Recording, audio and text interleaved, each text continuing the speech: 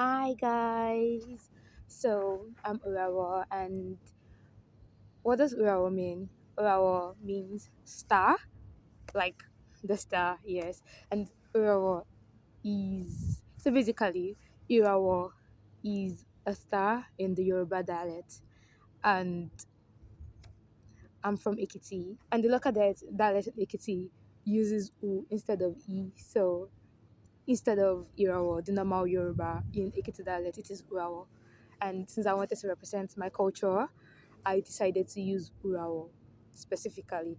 And also, my name is Esther. That's my first name.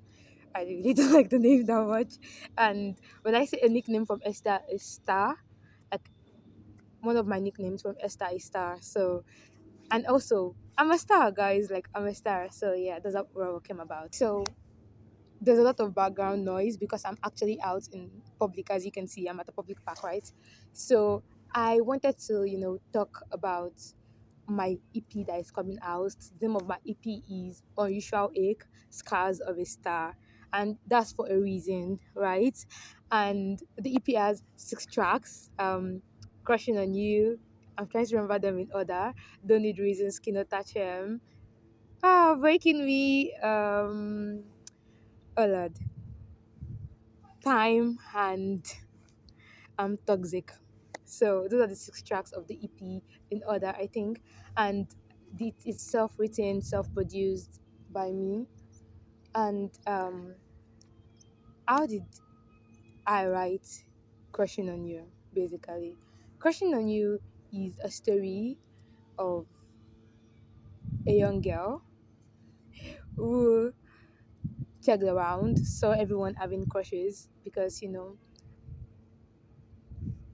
everyone's always talking about, oh, who is your new crush, la, la, la.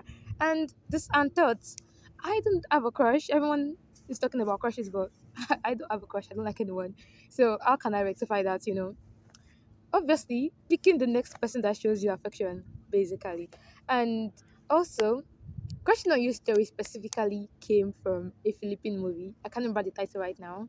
I watched the movie when I was like very young. As I said, I can't remember the title, but I'll try to remember. I put the clip. And the story was of a girl who had a crush on someone for 7 years, and that person became her final love interest. And I saw that, and I was like, wow, such dedication, like because I was a child, and I was like, yeah, I'm going to find someone kind to me, and then that's my crush. And why that was so silly is I did find someone who was kind to me. And I just decided, yeah, that person was my crush. Even though thinking about it now, I actually don't like them like that. Not like at all. And yeah. But then the person also liked someone else, and did not even know I liked them, and would talk to me about the person instead, because that's what children do. And I mean, I was not really like, I was, let's say the age range of this was happening when I was like 9 to 12. Yeah. So mind you, this so-called crush, I only was in contact with them for like a year, and for like the 6 years I had a crush on this person, I only saw the person for like what, let's say a year. And we were not able to see each other every day because I was in boarding school. So yeah, that's how the story came about. Yeah. And the next track, Don't Need Reason. Don't Need Reason is the story of wanting affection and lying to lying because you feel weak for wanting that person's affection, because you realize that this person that you have an affection on is not exactly right for you. Like, this person is not right for you. You're trying to communicate with them. They don't actually want to hear what you have to say. I mean, they do hear you, but like not the way you want to be heard, if you get what I'm saying.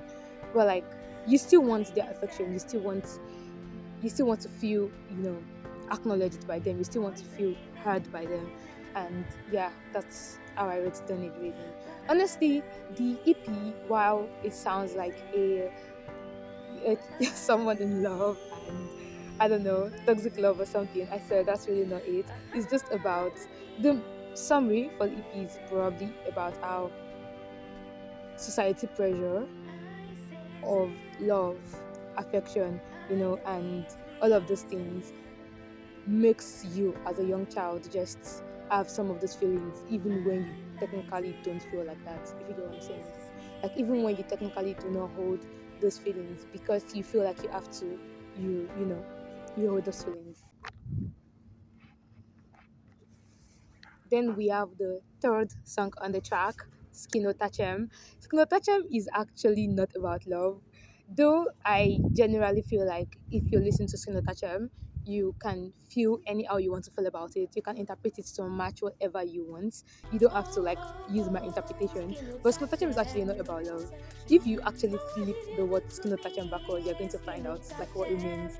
And um yeah, I studied that and it's been really, really difficult. I really wanted it. It was not forced on me, right? I chose it basically. I chose it because I was like, oh, it's going to be a challenge. I'm going to love it. This is something I want to do. But then turns out he didn't want me. Yeah, because John did not want me. I wanted it so bad, but he did not want me. Yeah, so that's what it's about. It's actually not about love. But you can make it about love if that's how you relate to it. Or anything else, you don't have to interpret it how I interpret it. You get what I'm saying? Then the fourth track, Breaking Me. Breaking Me was or is about, it was actually about different things. Initially when I wrote Breaking Me, I did not want to like focus on myself.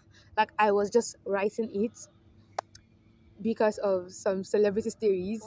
Like, a lot of things were going on in the media at the moment, and there were stories of celebrities who were cheating on their partners, even, and I was like, wow, like, and I also read a book. I read a particular manhwa at that moment because I really love reading manhwas, and the manhwa was about the story of, someone breaking someone so bad, but then not wanting them. And also, if you're Nigerian, like I am, there's also the case of the African queen. I don't want to say more than that, basically. And, you know, coming out to say, oh, you don't feel at peace with this person when you were literally the one that disrupted the person's peace. What do you mean? And that's how the story came out initially. That's why the first, like the chorus of the story of the song went that way. And then I later turned it inwards, you know, having a relationship.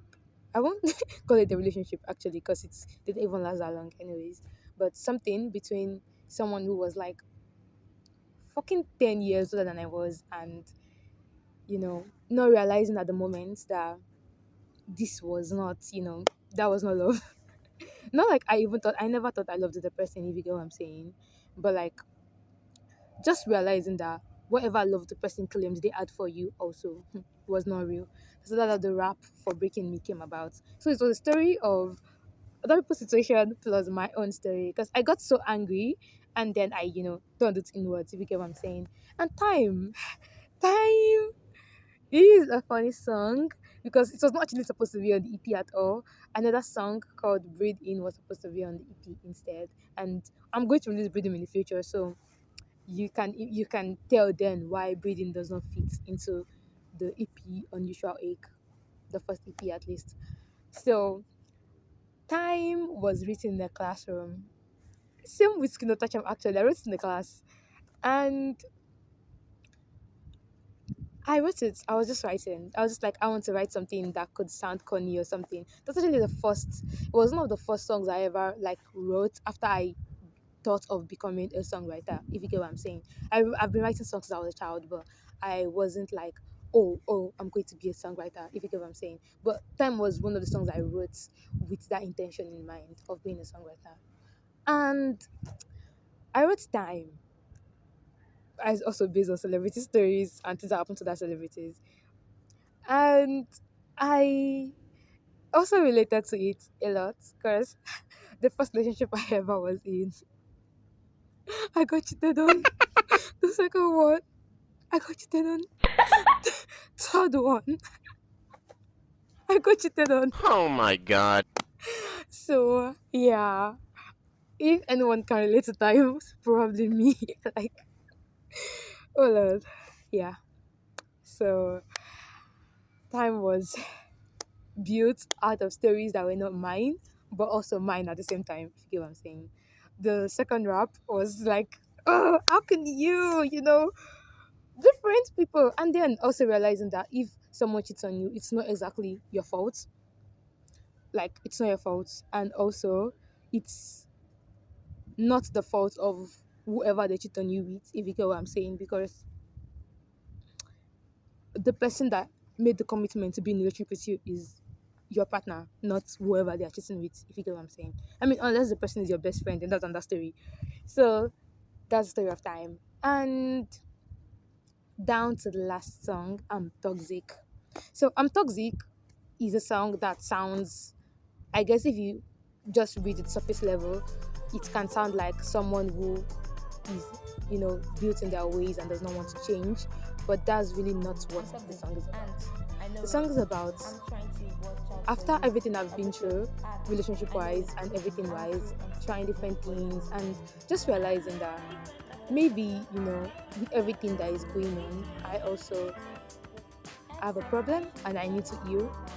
But then also realizing that because you're still in certain situations, because you're still in certain environments, you actually cannot get the healing you want or the healing you think you deserve. And realizing that because of that, you're still going to remain toxic, if you get what I'm saying. So you can get those healing at least. You've tried what you're supposed to try, going to therapy, everything, and you're still you, if you get what I'm saying.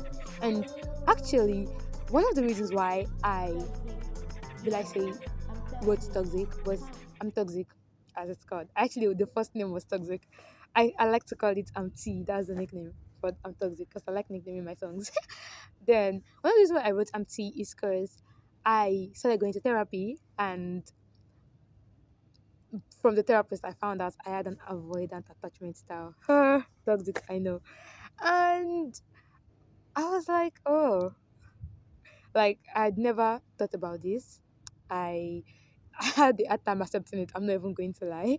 And yeah, that's what I wrote the song.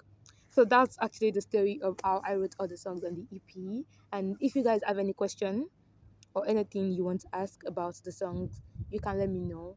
And for any songwriter, new beginner artist that is watching this, um, you can do anything if you set your mind to it. You can make whatever music you want. Like, it doesn't have to follow societal, norms. It doesn't have to follow the industry norms. You can just do whatever you want to do. And yeah, thank you for listening to me talk about my first EP, and let me know what you guys think. Thank you.